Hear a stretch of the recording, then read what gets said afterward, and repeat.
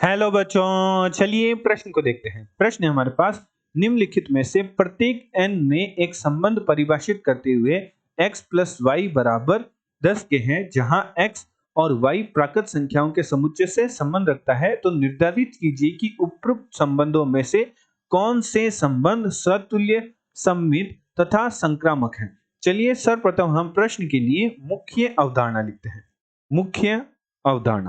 मुख्य अवधारणा में हम सर्वप्रथम स्वतुल्य संबंध को परिभाषित करते हैं। स्वतुल्य संबंध क्या होता है?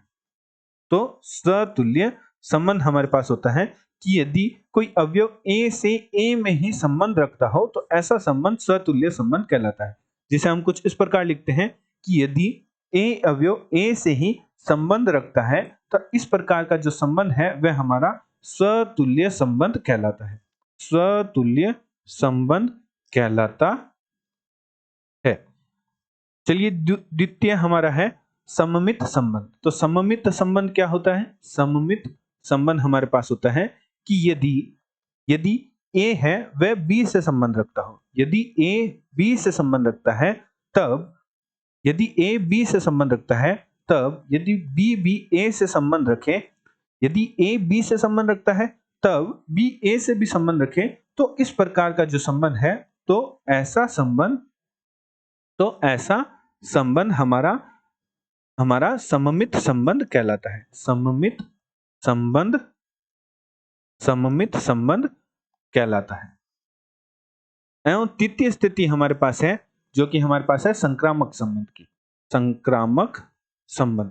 तो संक्रामक संबंध क्या होता है कि यदि A B से संबंध रखता हो एवं यदि A B से संबंध रखता है एवं B C से संबंध रखता हो, तब यदि A B से संबंध रखता हो एवं B C से संबंध रखता हो, तब यदि A C से भी संबंध रखें तो इस प्रकार का जो संबंध है तो ऐसा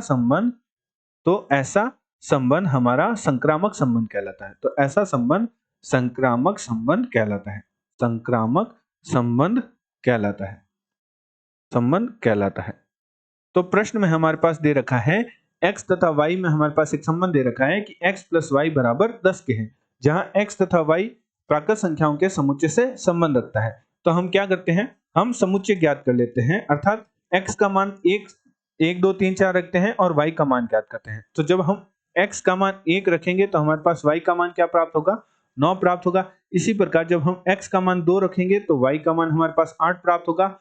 3 रखने पर 7, 4 रखने पर 6, 5 रखने पर 5, 6 रखने पर हमारे पास प्राप्त होगा 6 रखने पर हमारे पास प्राप्त हो जाएगा 4, 5 रखने पर हमारे पास 7 रखने पर हमारे पास प्राप्त हो जाएगा 3, 8 रखने पर हमारे पास प्राप्त हो जाएगा 2 और 9 रखने पर हमारे पास प्राप्त हो जाएगा 1। 10 रखने पर हमारे पास y का मान क्या प्राप्त हो जाएगा? 0। 11 रखेंगे तो माइनस का। चूंकि प्रश्न में हमें क्या दे रखा है, जो x तथा y का संबंध है वह x तथा y क्या है? प्राकृत संख्याओं के समुच्चय से संबंध रखता है, तो हमें प्राकृत संख्या ही लेनी है, ऋणात्मक में नहीं जाना चाहिए x तथा y का मान।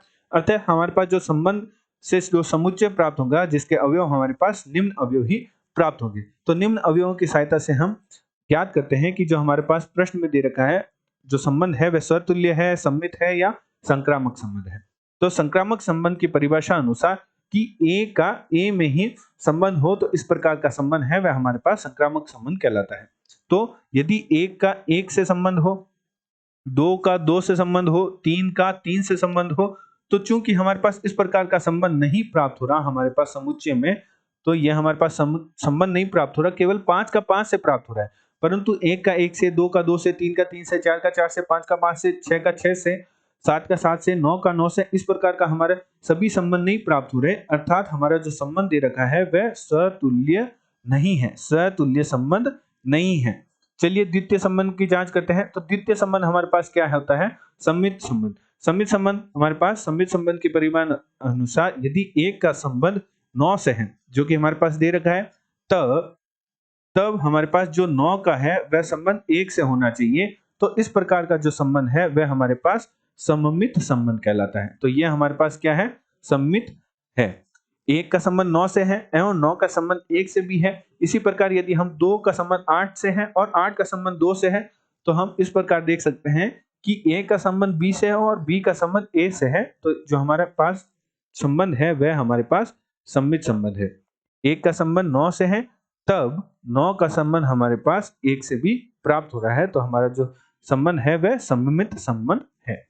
चलिए तृतीय संबंध की जांच करते हैं, जिसके अनुसार कि यदि 1 का संबंध 9 से है, जो कि हमारे पास संबंध में दे रखा है, तथा यदि 1 का संबंध 9 से है तथा 9 का संबंध 1 से है, तब हमारे पास 1 का संबंध 1 से प्राप्त होना चाहिए, जो कि हमारे पास नहीं प्राप्त हो रहा, समुच्चय में हमारे पास नहीं प्राप्त हो रहा।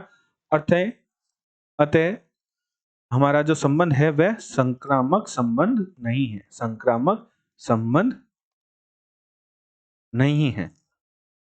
तो हमारे केवल जो संबंध है वह सममित संबंध है, स्वतुल्य संबंध भी नहीं है और संक्रामक संबंध भी नहीं है। आशा करते हैं आपको प्रश्न का समझ आया होगा। धन्यवाद।